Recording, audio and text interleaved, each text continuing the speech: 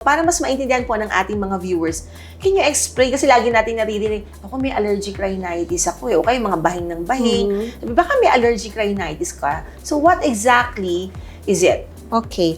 When we say allergic rhinitis, it's symptomatic inflammation of the nose after exposure to a certain environmental allergen. So, you will only have those symptoms of sneezing, no? Yung pagbabahing. You have also runny nose, yung laging may sipon sa umaga na clear lang. You have also this laging nangangati yung sa ilong.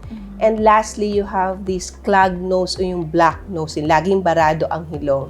So, yung mga yun, yung mga symptoms usually after mo ma-expose sa certain allergen sa ating paligid, and after that, nagre-react lang yung ating ilong sa kanila. Kaya meron kang mga symptoms ng katulad ng mga ganon.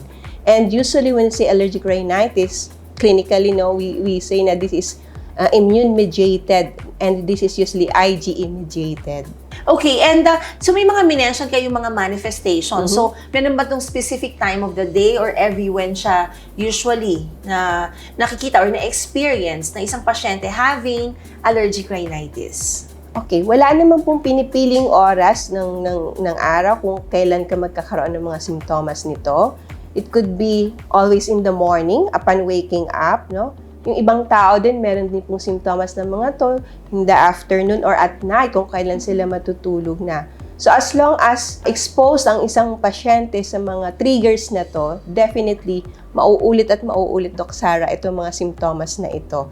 Kaya hindi natin pwedeng masabi na umaga lang siya, tanghali lang siya, or panggabi lang siya, as long as you're exposed to these allergens.